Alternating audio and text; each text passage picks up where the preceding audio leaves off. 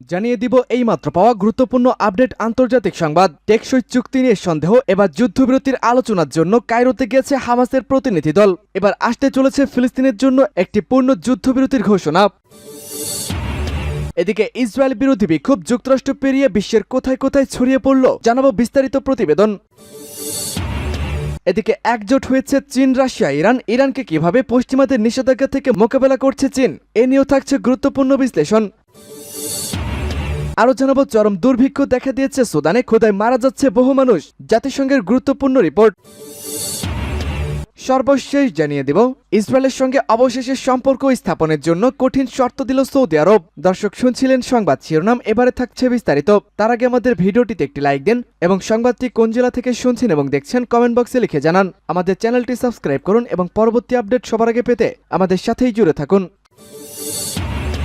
টেকসই যুদ্ধবিরতি নিয়ে সন্দেহ, যুদ্ধবিরতির আলোচনার জন্য এবার কায়রো গেল হামাসের প্রতিনিধি দল। ফিলিস্তিনের ইসলামী প্রতিরোধ আন্দোলন হামাস জানিয়েছে, ইহুদিবাদী ইসরায়েলের সাথে যুদ্ধবিরতির চুক্তির বিষয়ে আলোচনা করার জন্য ইতিবাচক মন নিয়ে হামাসের একটি প্রতিনিধি দল মিশরের রাজধানী কায়রোতে গেছে। আর প্রতিনিধি দলটি কায়রোতে পৌঁছাবে বলে সামাজিক যোগাযোগ মাধ্যম টুইটারে দেওয়া এক পোস্টে জানিয়েছে হামাস। এই পোস্টে বলা হয়েছে, সম্প্রতি হামাস নেতারা যুদ্ধবিরতির ব্যাপারে যে প্রস্তাব পেয়েছেন তাকে ইতিবাচক দৃষ্টিভঙ্গি থেকেই দেখছেন এবং একটি চুক্তিতে পৌঁছানোর ইচ্ছা নিয়েই হামাসের প্রতিনিধি দল কায়রোতে যাচ্ছে। হামাস এই বিবৃতিতে আরও লিখেছে, সম্পূর্ণভাবে যুদ্ধ বন্ধ, উদ্বাস্ত লোকজনদের তাদের ঘরবাড়িতে ফেরার সুযোগ দেওয়া, পুরো গাজা উপত্যকা ত্রাণ ও পুনর্গঠন কার্যক্রম পরিচালনা এবং একটি আন্তরিক বন্দি বিনিময় চুক্তির বিষয়কে কেন্দ্র করে আমাদের জনগণের দাবি পূরণের লক্ষ্যে আমরা প্রতিশ্রুতিবদ্ধ রয়েছি। তবে হামাস সম্পূর্ণভাবে যুদ্ধবিরতি চাইলেও যুদ্ধবাজ বেনিয়ামিন নেতানিয়াহু রাফা শহরে স্থলাগ্রাসন চালানোর ব্যাপারে অনড় অবস্থান নিয়েছেন। সেক্ষেত্রে কায়রোর যুদ্ধবিরতির চুক্তি হলেও তা কতটুকু টেকসই হবে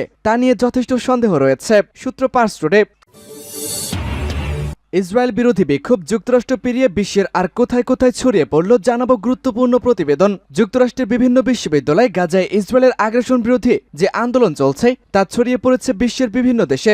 যুক্তরাষ্ট্রের পর ইসরায়েল বিরোধী ক্যাম্প যুক্তরাজ্য, France, Australia, Canada, Lebanon, Mexico, Bharat সহ বিভিন্ন দেশের ক্যাম্পাসে ছড়িয়ে পড়েছে। এসব বিক্ষোভ থেকে অবিলম্বে গাজায় ইসরায়েলের হামলা বন্ধের দাবি জানানো হচ্ছে। পাশাপাশি ইসরায়েল ও গাজার যুদ্ধকে সমর্থন করে এমন সব কোম্পানির সঙ্গে বিশ্ববিদ্যালয়গুলোর সব ধরনের সম্পর্ক ছিন্ন করার দাবি তোলা হচ্ছে। খবর সিএনএন, বিবিসি, রয়টার্স ও আল জাজিরার। বিক্ষোভকারীদের হঠাতে যে দমনপীড়ন চালানো হচ্ছে সেটাও তাদের প্রতিবাদে সামিল হতে উৎসাহিত করেছে বলে বিক্ষোভকারীরা জানিয়েছেন।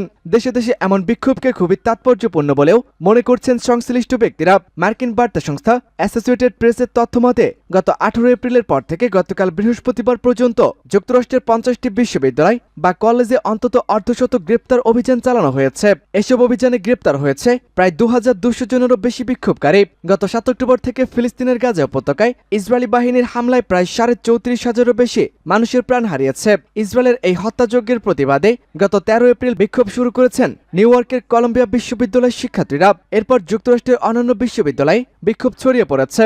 বিশ্ববিদ্যালয়ের এই বিক্ষোভ দমনে কঠোর পদক্ষেপ নিচ্ছে মার্কিন সরকার। এর মধ্যে ইউরোপ, এশিয়া, লাতিন আমেরিকা ও মধ্যপ্রাচ্যের অনেক বিশ্ববিদ্যালয়ে বিক্ষোভ ও অবস্থান কর্মসূচি পালন করেছেন শিক্ষার্থীরা।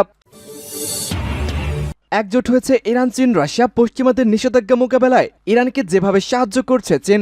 ইরান যখন গত এপ্রিলের মাঝামাঝিতে ইসরায়েলকে লক্ষ্য করে 300-র বেশি মিসাইল ও ড্রোন হামলা চালায়, তখন নতুন করে ইরানের তেল রপ্তানির উপর কঠোর নিষেধাজ্ঞার বিষয়টি আলোচনায় এসেছে। আবার যে তেলের উপর নির্ভর করে দেশটির অর্থনীতি দাঁড়িয়ে আছে, ইরানের বিপক্ষে নানা পদক্ষেপ নেওয়ার পরও 2024 সালের প্রথম 4 মাসে তাদের তেল রপ্তানি 6 বছরের মধ্যে সর্বোচ্চ মাত্রায় পৌঁছায়। ইরানের কাস্টম প্রধান হিসাবে যার পরিমাণ 35.8 বিলিয়ন ইউএস ডলার। কিন্তু ইরান কিভাবে তাদের তেল রপ্তানির উপর নিষেধাজ্ঞা এড়িয়ে যেতে পারছে, এর উত্তর লুকিয়ে রয়েছে তাদের সবচেয়ে বড় ক্রেতা চীনের বাণিজ্য কৌশলের ওপর। ইরানের মোট তেল রপ্তানির 80% যায় চীনে।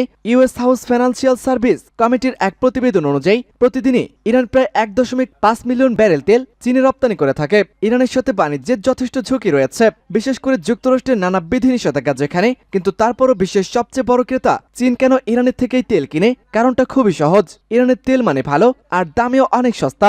নানান আন্তর্জাতিক সংঘর্ষের কারণে বিশ্বের তেলের দাম বেড়েই চলেছে, কিন্তু নিষেধাজ্ঞায় থাকা ইরান যেহেতু তাদের তেল বিক্রিতে মরিয়া, তাই তারা অন্যদের চেয়ে অনেক কম দামে অফার করে থাকে। ট্রেডার্স আর শিপকার্টসের ডেটা নিয়ে রয়টার্স 2023 সালের অক্টোবরের এক প্রতিবেদনে প্রকাশ করেছে, যাতে বলা হয় 2023 সালের প্রথম 9 মাসে চীন অন্তত $10 বিলিয়ন বাঁচিয়েছে ইরান। রাশিয়া আর ভেনিজুয়েলা থেকে তেল কিনে এসব তেল কম দামে বিক্রি করা হয়। অপরিশোধিত তেলের যে বৈশ্বিক মানদণ্ড তা পরিবর্তন হয়, তবে সাধারণত প্রতি ব্যারেল $90 নিচেই থাকে।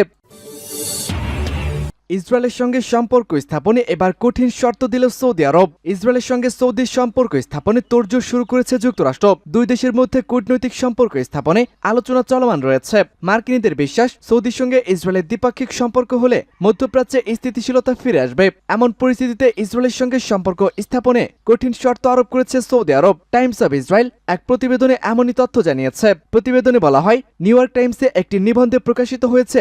এটি লিখেছেন বিখ্যাত কলামিস্ট থমাস ফ্রাইডম্যান। সেখানে তিনি উল্লেখ করেছেন, ইসরায়েলের সঙ্গে সৌদি আরবের কূটনৈতিক সম্পর্ক তৈরি হলে সৌদিকে যুক্তরাষ্ট্র নিরাপত্তা দেবে। তিনি লিখেছেন, ইসরায়েলকে সম্পর্ক স্থাপনের জন্য সৌদির শর্তকে অবশ্যই মেনে নিতে হবে, তবে এই সম্পর্ক স্থাপিত হবে।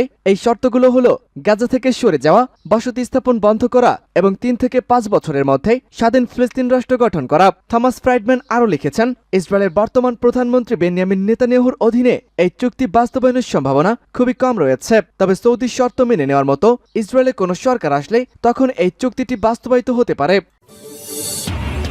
সুদানে ভয়াবহ দুর্ভিক্ষ, ক্ষুধায় মারা যেতে পারে বহু মানুষ, আশঙ্কা প্রকাশ জাতিসংঘের। উত্তর আফ্রিকার দেশ সুদানে অনাহারে বহু মানুষের মৃত্যু হতে পারে বলে আশঙ্কা প্রকাশ করেছেন জাতিসংঘের খাদ্য বিষয়ক সংস্থা ওয়ার্ল্ড ফুড প্রোগ্রাম। সংস্থাটি বলেছে, পশ্চিম সুদানের দারফুরে মানুষের অনাহার ঠেকানোর সময় ফুরিয়ে আসছে। ক্রমবর্ধমান সহিংসতা গোটা জাতিকে ইতিমধ্যেই শেষ করে দিচ্ছে। শুক্রবার যুদ্ধরত পক্ষগুলোকে সতর্ক করে দিয়ে জাতিসংঘের খাদ্য সংস্থা বলেছে, দারফুর এবং সুদানের অন্যান্য যুদ্ধ কবলিত এলাকায় তীব্র খাদ্য সংকট বড় আকার ধারণ করেছে। এসব এলাকায় মানবিক সাহায্যের অনুমতি না দিলে ক্ষুধায় বহু মানুষের মৃত্যু হতে পারে।